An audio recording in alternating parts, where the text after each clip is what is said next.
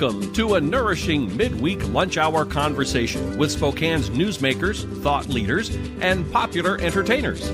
Spokane Talks Live is brought to you by our friends at Homes for You and Breakthrough Incorporated. Welcome to Spokane Talks Live.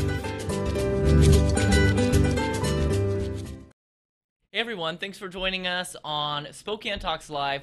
100 degrees outside today. It's the hottest day of the summer, and it's actually my last day here at Spokane Talks, the last live show that I am hosting here for now. It's not a goodbye, but a see you later as I head off to college at Texas Christian University in Fort Worth, Texas, to study broadcast. So I'm really excited about that. But for now, we have a great show with the cast of The Music Man from Christian Community Theater with us today, and then a couple key people from the Rural Development Initiative, really focusing on developing our rural communities in the surrounding Spokane area. So we'll have all of that and more when we come back on Spokane Talks Live. Two Washingtons, worlds apart, different values, different priorities. Taking on the DC machine isn't always easy, but I work for you, not them. Like when I forced federal bureaucrats to give Eastern Washington more control over our forests, stood up to the extremists to defend our dams, and fought to bring more doctors here by expanding the Spokane Teaching Health Center. I'm Kathy McMorris Rogers. Eastern Washington will always be home, and that's why I approve this message. See you tomorrow night, and thanks again for taking care of the painting. I got this. Bye.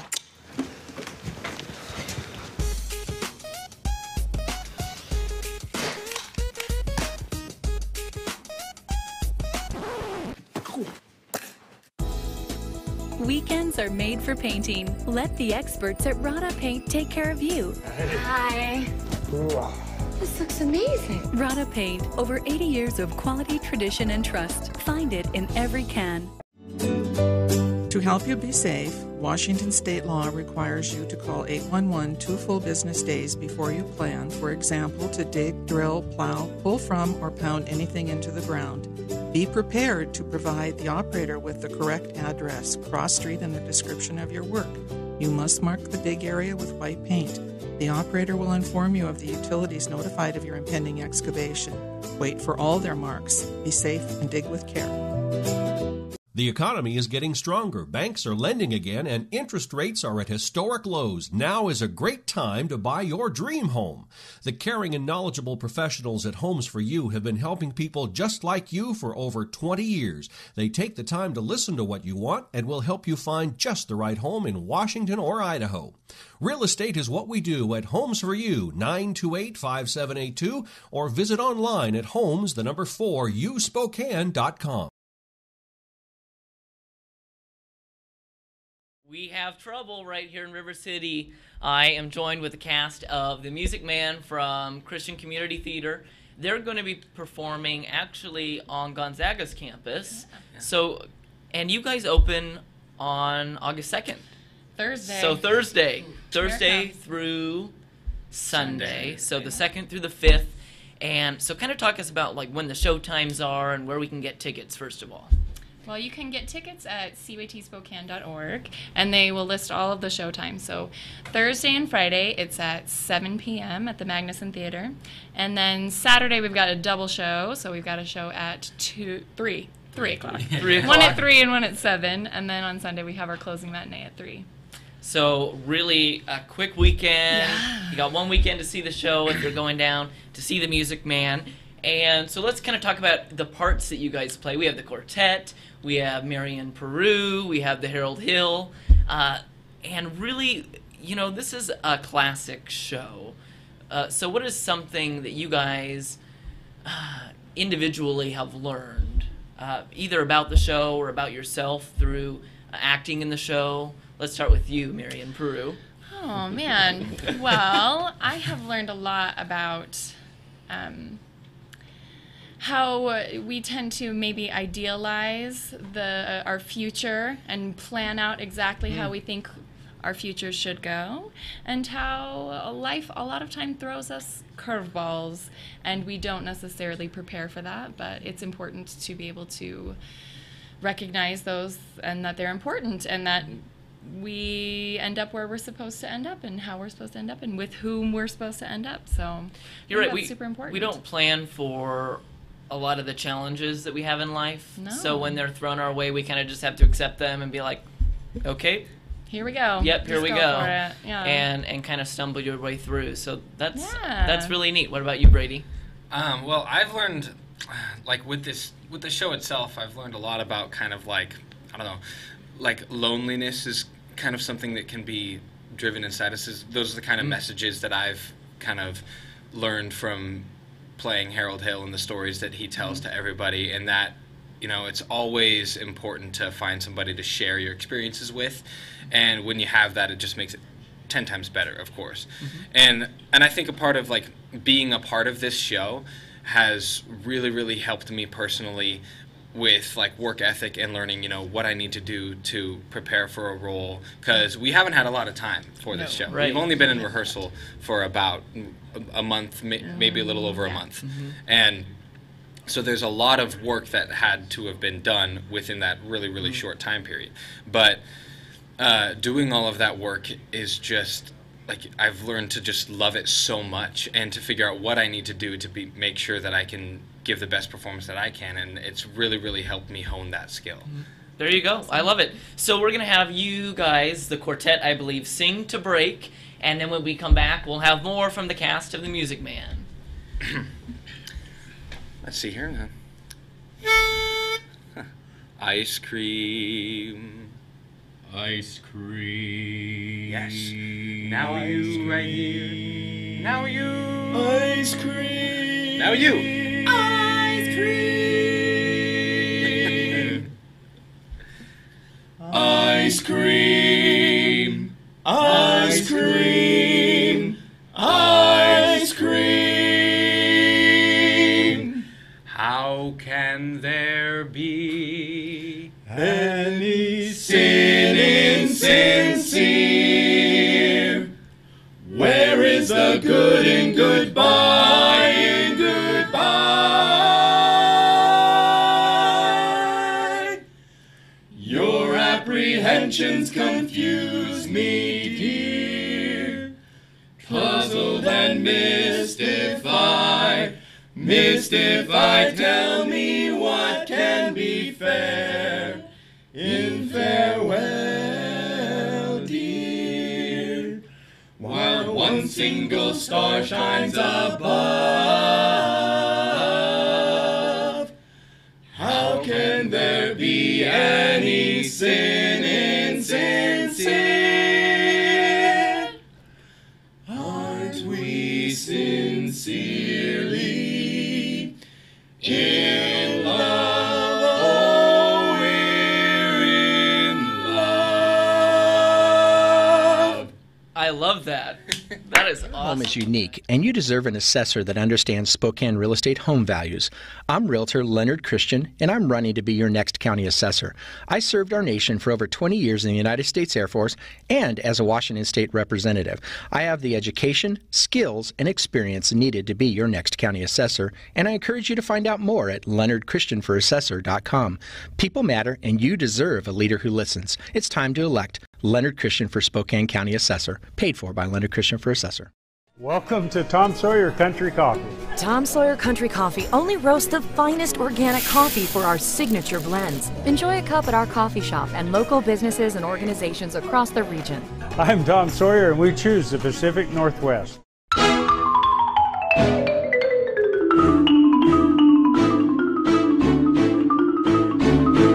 Last year alone, Avista customers saved over 53 million kilowatt hours of energy.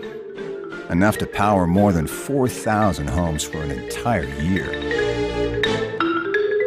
Way to save, everyone. Way to save. Find your way to save at avistautilities.com. What? You haven't been to the library lately? Stop in today and see that the library is more than books. Spokane County Library District facilities feature on-site technology, including Wi-Fi, computers, and printers, as well as free use of meeting rooms. The Library District offers events and programs for all ages, from story times to career development and employer classes. to Social Security workshops. Our staff is well trained and happy to help. Find out more about your library at scld.org. We are back with the cast of The Music Man from Christian Community Theater, and you guys are performing on Gonzaga's campus. It's the Mary Woolton Theater. Yeah, the Magnuson Theater. Yes. Excuse me. Thank you. I'm thinking of the new theater. Not that one. But the Magnuson Theater actually only seats 180 people. Yes. So, probably, I would imagine people are going to have to get tickets pretty quickly if they even want to come see the show, because that's not a lot of seats. Yeah. Yes. We'll probably end up selling out. That's so exciting. Easily. And honestly, though, with my experience in theater too, I can tell you that it's so much more exciting, and there's so much energy to be had when you have a sellout show. Oh, yeah.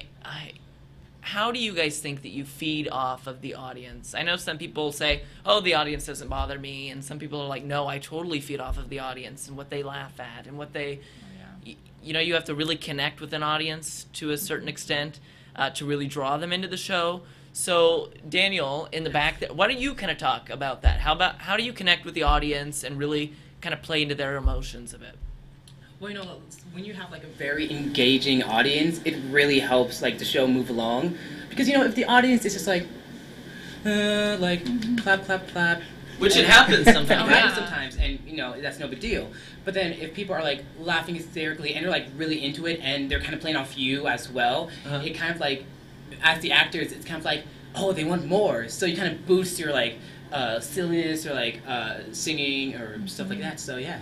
And it sounds kind of silly if you think about it, that the more energy they give, the more energy you have as an actor, but it's so true. Yeah, definitely. If the audience is so boring and dull and doing the basic golf clap at the end of a number, it really just not only makes you feel that, okay, something wrong with my performance, or, am I not doing the best job, but it really drives down the energy, not for necessarily an individual, but for the whole cast. Yeah. And I think that you can definitely tell the shows that are high energy and have the, really involved, engaged audiences, and the ones that don't. So, that being said, like you said, there are only 180 seats. Yeah, it's a very, very intimate space in the Magnuson and we're Theater. surrounded by three sides by the audience. So it audience is. Interaction really and you don't see many of those anymore. And it does give us an opportunity to interact with the audience a little bit more as well. That is so neat. I did not know that.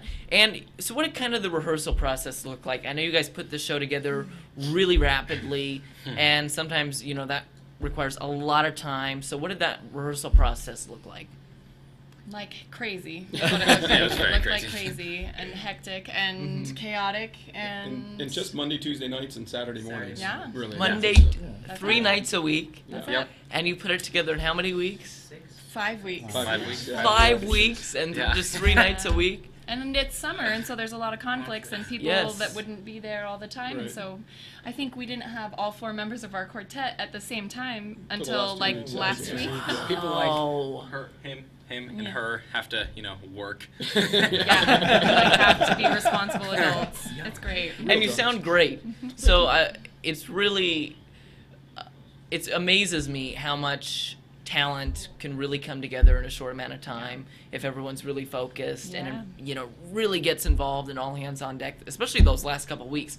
So do you feel really prepared going into Thursday night, opening night? Sure. I know. That's what everyone in theater says. Ready or not, you're going to have a great show. I'm excited to come watch. And I know that people in Spokane in particular will love this show because it is a classic. And we all know the music so well. It's, and it is a classic, but at the same time, it's not your typical Sound of Music, Annie. I mean, there's a handful that we think of as classics, but I really consider The Music Man to be a classic as well. Yeah. So the story, walk us through the story real quick before we go. What is the kind of the plot look like, Brady? Well, I am playing the character of Harold Hill, who is a con man the show starts on the train, and he is convinced to go into the town of River City, where it's full of a bunch of very, very stubborn Iowans. Right here in Spokane, right? Yeah, right here in Spokane. And he tries to sell them boys bands. He gets them together to pretty much convince them to give him all of their money, and then right before the instruments arrives, he flees the town with all the money, and he lives like a king, basically. And he ruins the town over for all future salesmanship, and that's his goal, to enter into River City. But then he comes across the music teacher, Marion, the librarian as well, and that's where a bunch of conflicts arise because of her immense stubbornness. And and her immense stubbornness, but also kind of like the challenge behind it, and bringing the whole city together into one sort of task also brings a bunch of other certain emotions with all of the characters in the show and within the whole ensemble that kind of are unexpected. And it's kind of like how Harold deals with all of those certain challenges, and how the River citizens respond to that in that whole conflict, and how Harold is challenged to continue with that. And so what is one of the biggest messages of the show? What would you say, kind of is revealed at the end? And, in so many shows we see messages about love or friendship So what is really the core message of The Music Man? I think that the core message is to not judge the people that you come in contact with. Mm-hmm. Because as all of the River citizens judge Harold as he comes in and really try and just shut that down, we come to find out that he really does have a good heart and a good soul, and he is a good person deep down. We just didn't know it right away. So I think that is a really beautiful message to share. For sure. Cast, have a great opening night, break a leg, and have an awesome run this weekend. I know it'll be fantastic, and I'm excited to come watch. All right, if you haven't got your tickets yet to go see The Music Man, check it out this weekend, Thursday through Sunday. When we come back on Spokane Talks Live, we're going to be talking about rural development in our communities in the greater Spokane area. Light a rose, I'm home again, Rose. To get the sun back in the sky. Light a rose, I'm home again, Rose, about 1,000 kisses shy. Ding dong ding, I can hear the chapel bell chime. Ding dong ding, at the least suggestion, I'll pop the question. Light a rose, I'm home again, Rose, without a sweetheart to my name. Light a rose, now everyone knows that I am hoping you're the same. So here is my love song, not fancy or fine. Light a rose, oh, won't you be mine? Light a rose, oh, light a rose, oh, light a rose. Good job. Hi, I'm Ozzy Knezovich, and I've been your sheriff for the last 12 years. Folks, I believe high standards lead to highly trained and motivated professionals that keep our community safe. I know high standards are what the people of Spokane County expect and what they should demand. Because of my stance on high standards, crime rates are down. Over the past 12 years, we have seen the lowest violent crime rates in 2 decades. Please vote Ozzy Knezovich for sheriff. Paid for by the committee to elect Ozzy Knezovich for sheriff. Hi, this is Kurt Stockwell with Well Dressed Walrus. We are a local website design and development company here in Spokane. What we do is build beautiful, usable websites for local businesses. A website needs to be beautiful, it needs to be usable for your users, your customers, and yourself. Contact us anytime. We'd love to talk with you about your online marketing.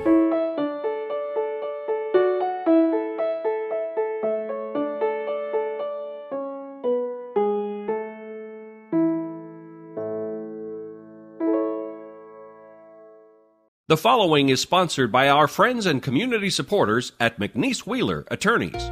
McNeese Wheeler is a boutique law firm in Spokane, handling matters in both Washington and Idaho.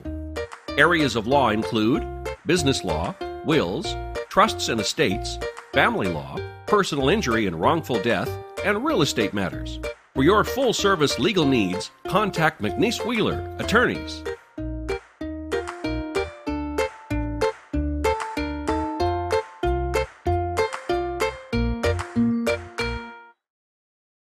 The economy is getting stronger. Banks are lending again, and interest rates are at historic lows. Now is a great time to buy your dream home.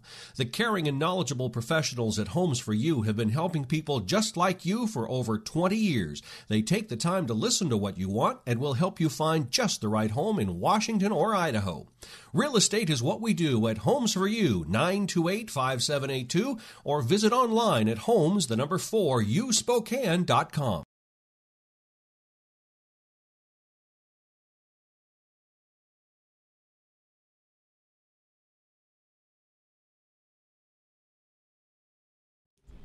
All right, welcome back to Spokane Talks Live. I'm joined by Nanette Kanishi and Lindsay Hill from the Rural Development Initiative. And one of your guys' main focuses is to really grow and develop our rural communities, which is so vital to their sustainability. Yes. As we see so many small towns in our greater Spokane area really beginning to fall.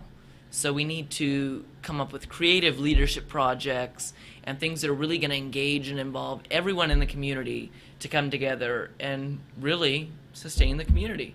So what are some of the things that you guys focus on in particular, Lindsay? Well, Rural Development Initiatives is a nonprofit organization that's been around for 25 years. And over the last 15 or so, our Rural Community Leadership Program has been delivered in about 300 rural communities in Oregon, and in the last couple of years we've expanded into Washington. So we focus on bringing a diverse group of rural leaders together, providing them with augmented skills and in communication and how to recruit community and build on community assets. And then they develop a project that they do together to try out those skills that then involves the community in something that benefits everybody. So what are some of the projects that people have done in the past? So in Washington, one cohort, which the classes are called cohorts, put buddy benches in all of the elementary schools. Another did a nutrition program that brought healthy foods and food awareness to youngsters. Another project recently renovated a derelict basketball court, an outdoor basketball court, to be a community center for everyone to enjoy. That's really neat, and it really brings the community together, which I think is an important aspect because so often in small towns, Nan and I know this coming from a small town of our own, it's very easy for individuals to start projects, but it's hard to bring everyone to the table. And so how do we recognize what talents that everyone has and try to draw them all to the table to contribute? Because everyone is, good at different things, and how do you identify those different traits? That's one of the things about the classes that they're giving us is that we're doing personality tests. Okay. How to handle conflict, how to recognize what people are interested in, the kinds of questions to ask. Right. And when the first time I went to the dinner that introduced the whole project, the key word that really caught my attention was the diversity. It's real easy to find those people who are leaders on a regular basis because they're always out there doing something. Right. But to try to pull in those people who always say, well, I'd volunteer. Right. But they don't have the nerve to step up and volunteer and say something. without somebody asking them directly. And what it's done for me so far is it's really helped me to identify people's skills, talents, and interests so that I can go and say, would you be interested in helping with this thing, this piece of a project instead of them looking at this whole big thing that looks so overwhelming.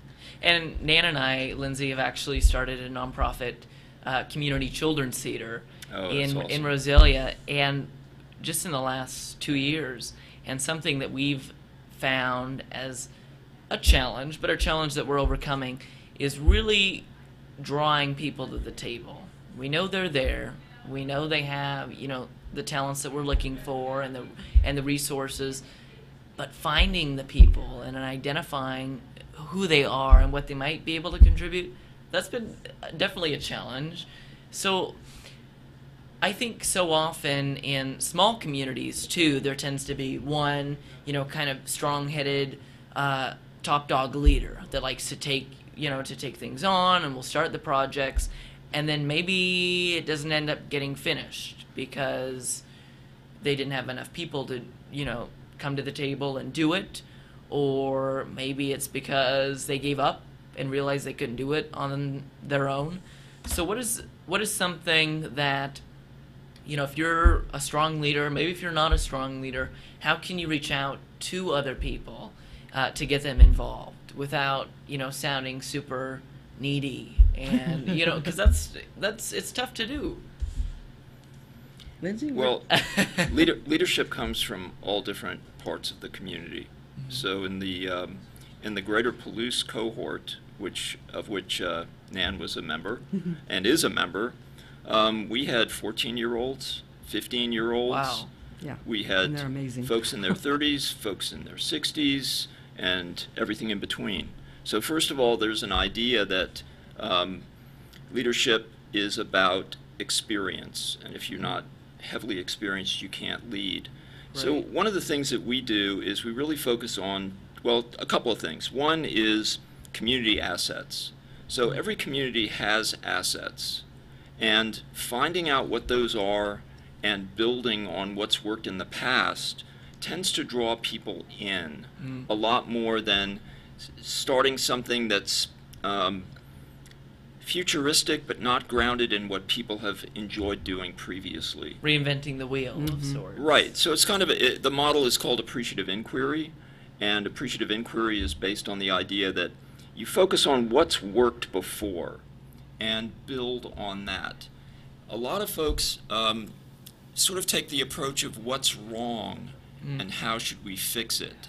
And when you start focusing on what's wrong, you find that it can alienate lots of people that have been involved in trying to make things better.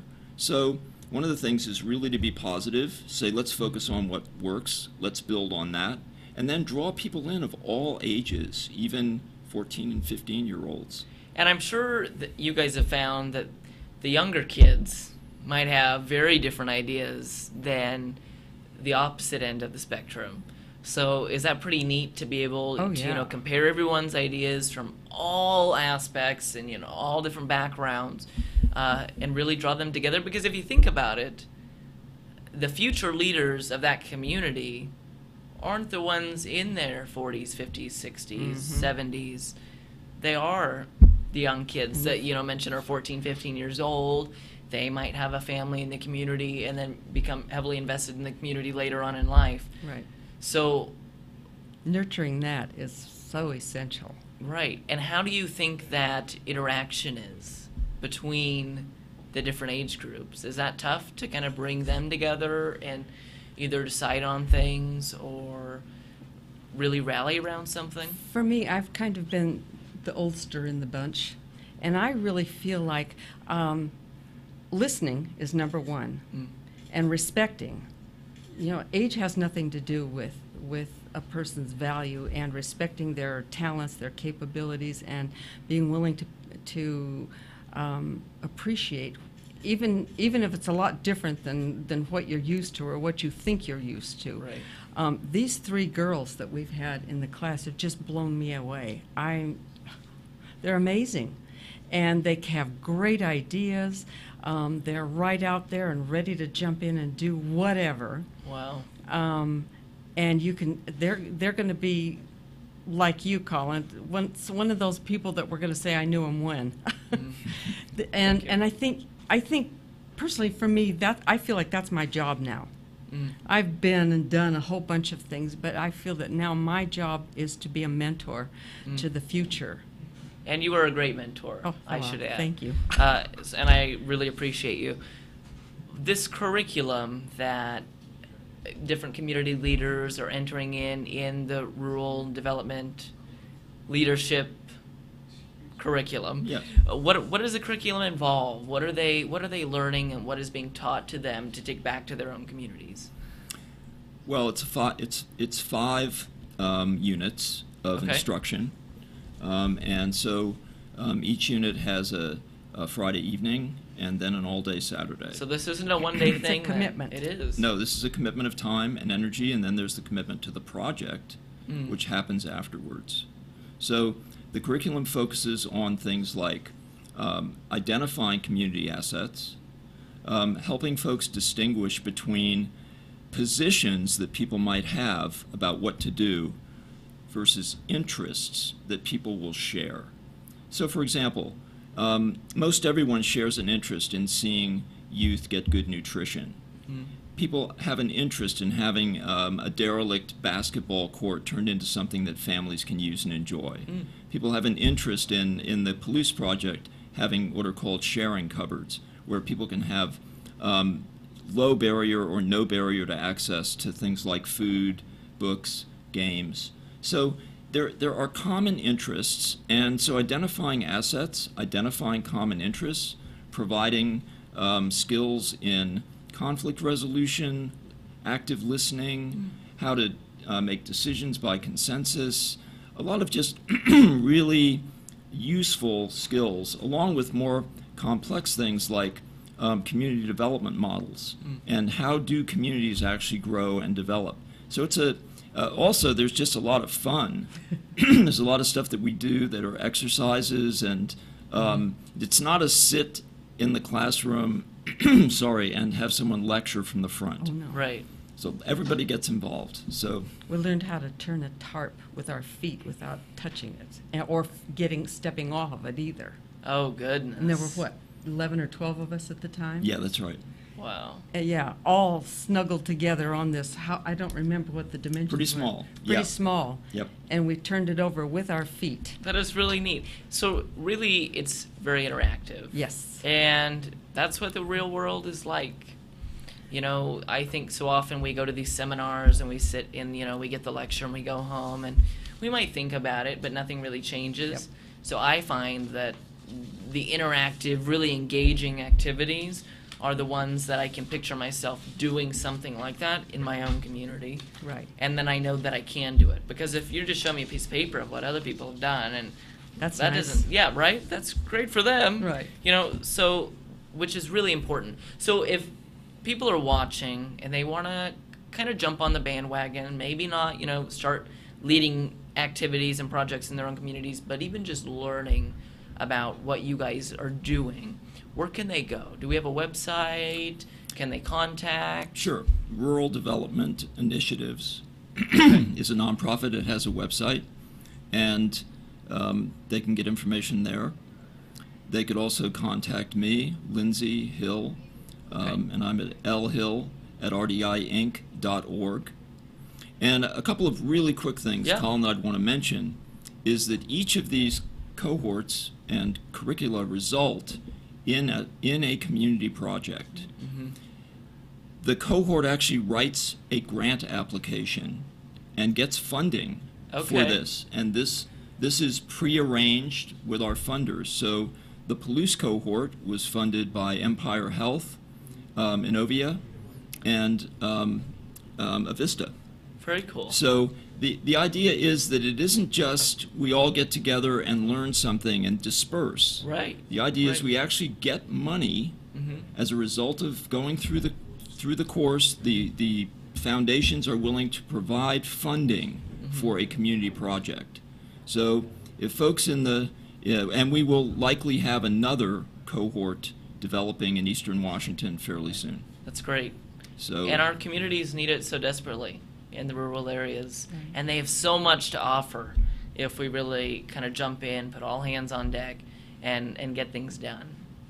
But it really takes us all coming together. It does. Exactly. Thank you guys for joining me. Thank you. And like they said, visit their website to learn more about how you can get involved and even maybe join the curriculum. So we'll see you next time on Spokane Talks Live with Kent Adams. Like I said, this is my last day. I'll miss being here, and I hope you guys have had a great summer watching all the live shows. I've really enjoyed it, and I'm going to miss it. This is not a goodbye, but a see you later. Spokane Talks Live is produced in Spokane, Washington by Spokane Talks Online LLC, which is solely responsible for its content. To recommend a guest or topic, or to see this program again, please visit our website, SpokaneTalksOnline.com. Spokane Talks Live is brought to you by our friends at Homes for You and Breakthrough Incorporated.